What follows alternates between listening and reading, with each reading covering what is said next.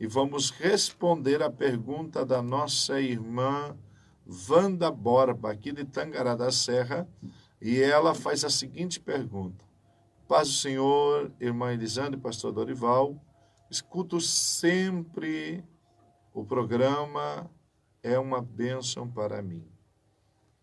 E aí no quadro Eu Quero Saber, ela coloca assim, quero saber que devo fazer para conseguir administrar meu trabalho em casa e na igreja, porque sinto que estou descuidando da minha família.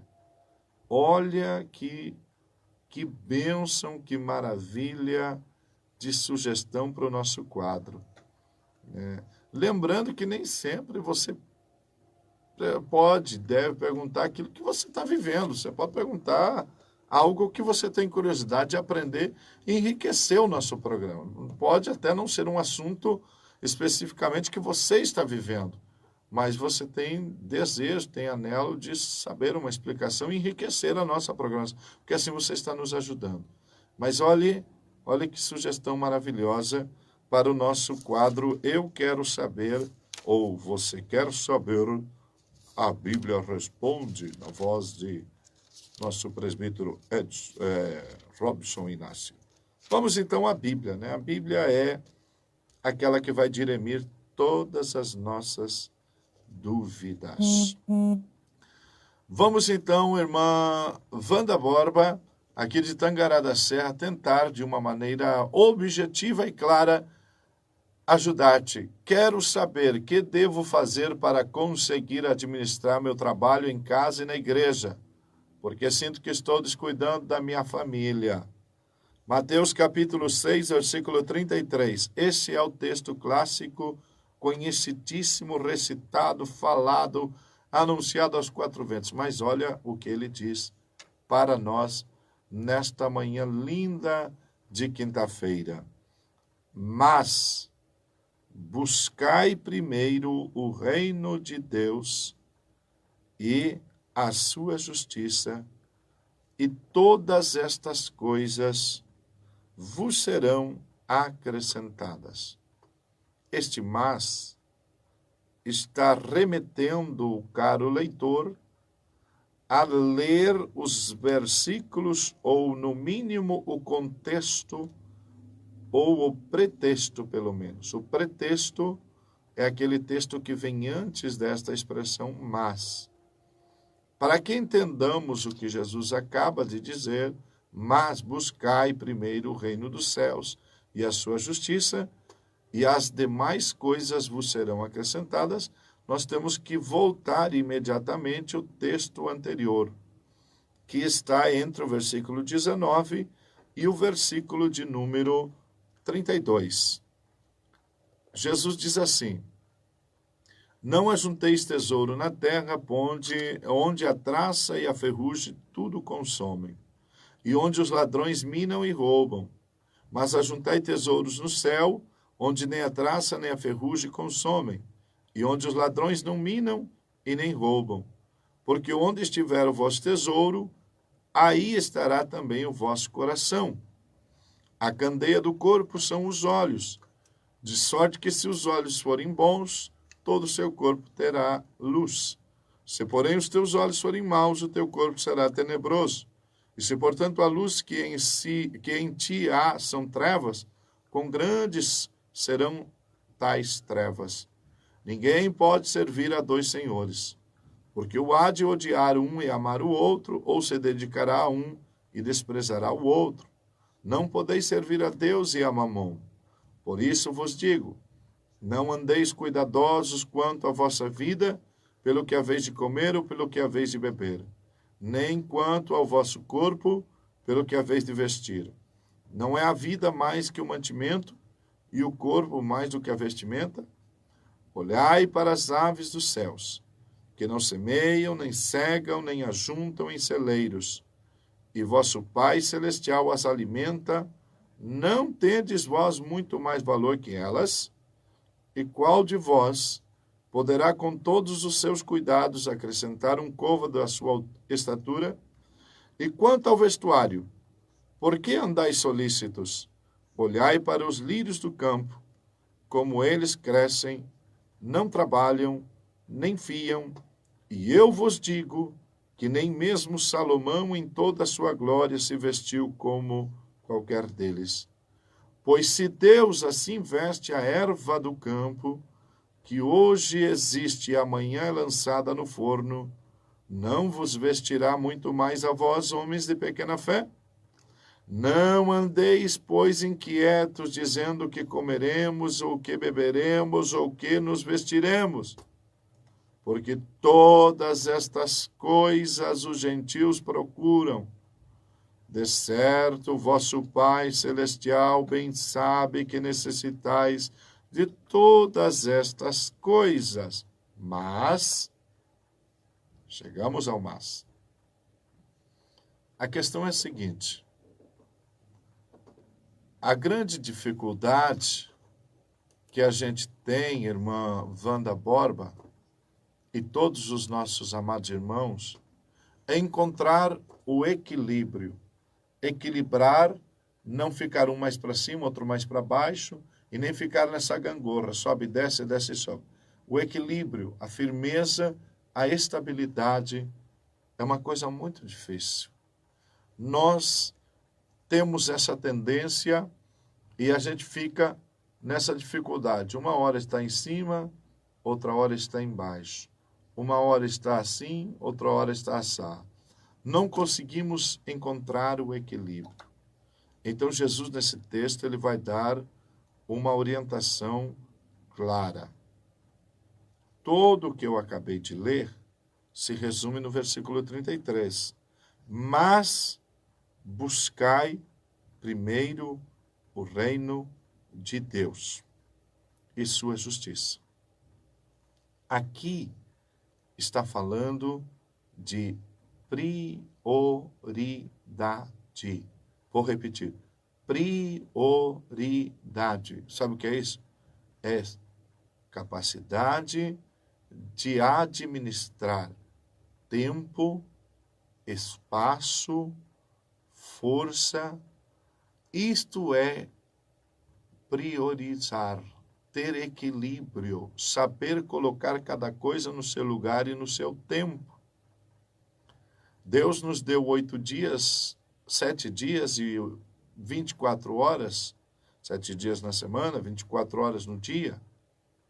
Se nós pegarmos o dia, dividimos em 3, 8 horas para dormir, descansar, repousar, 8 horas para trabalhar e 8 horas para lazer, para a família, para os outros quehaceres da vida ou afazeres da vida.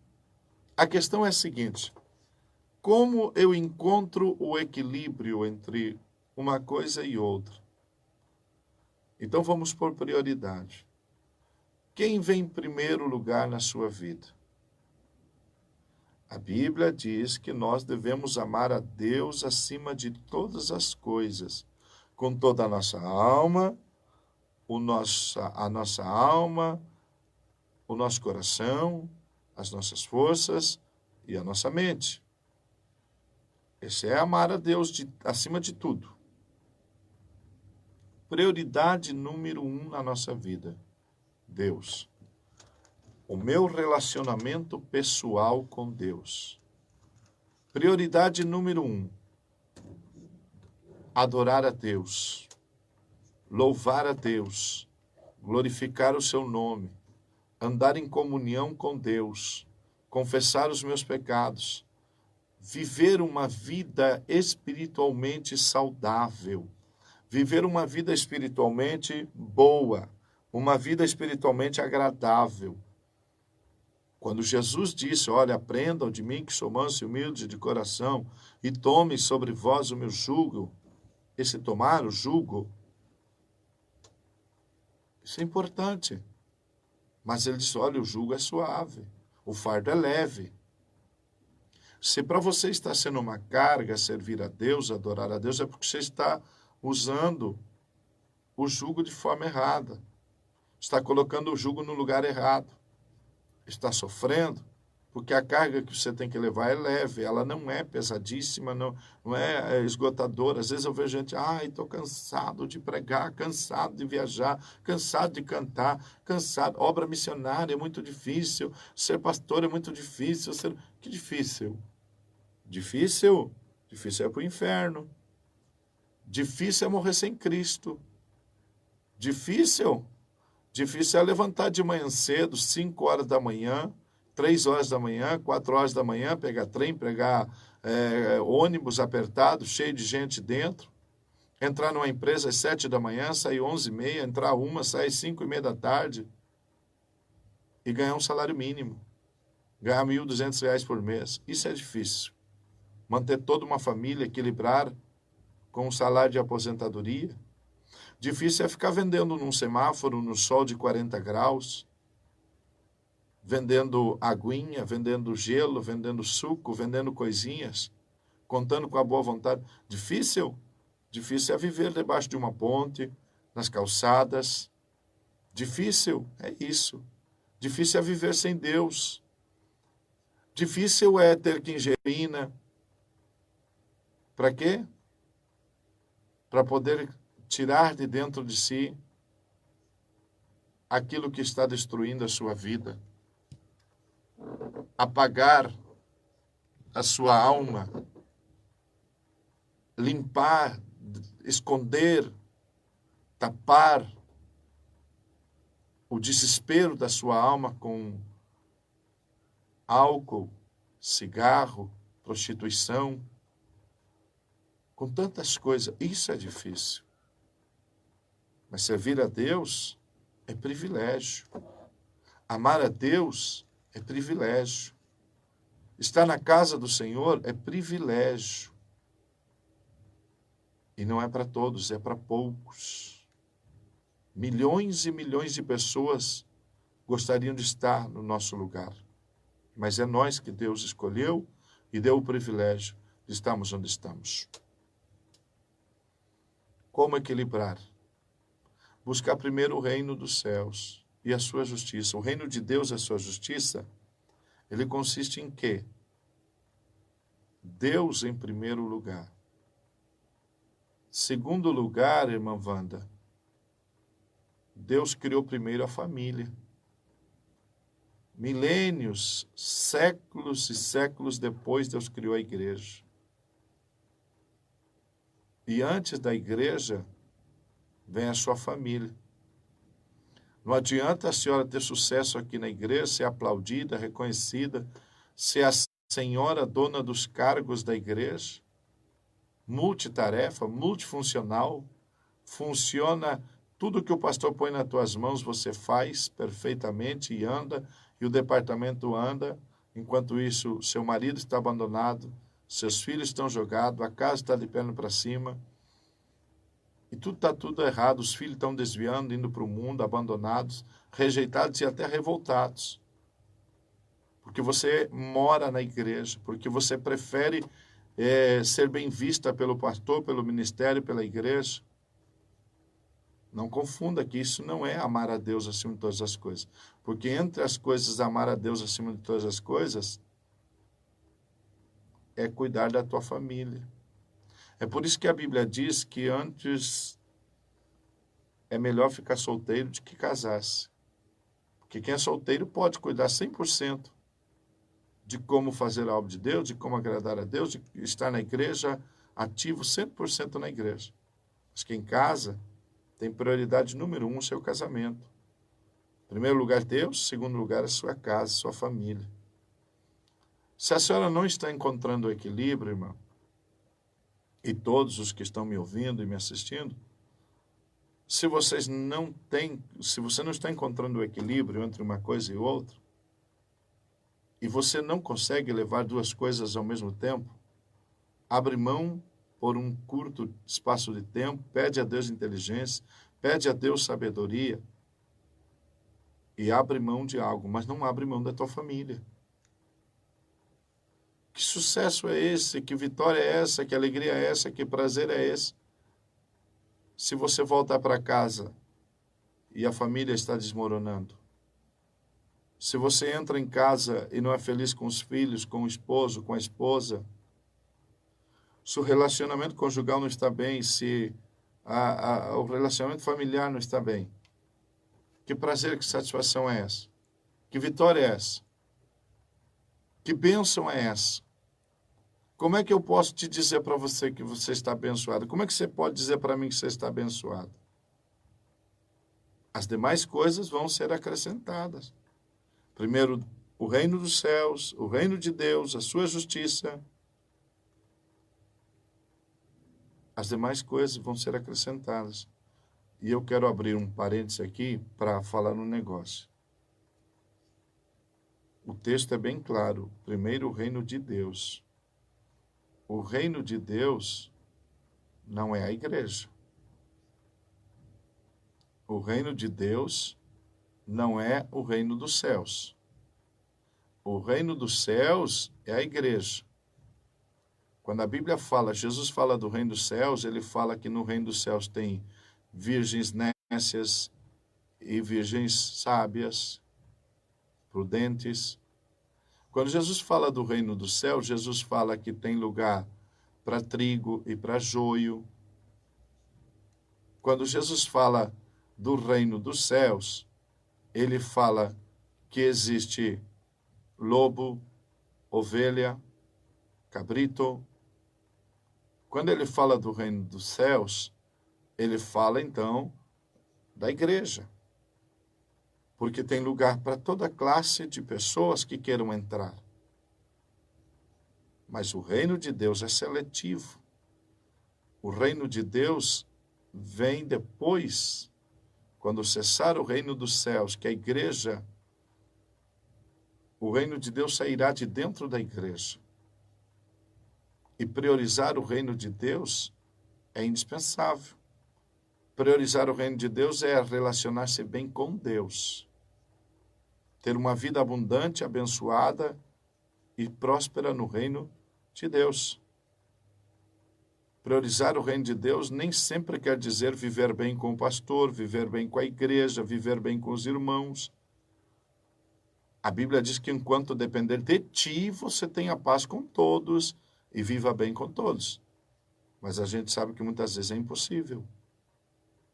Agora, o reino de Deus você deve colocar como número 1 na sua vida. E o reino de Deus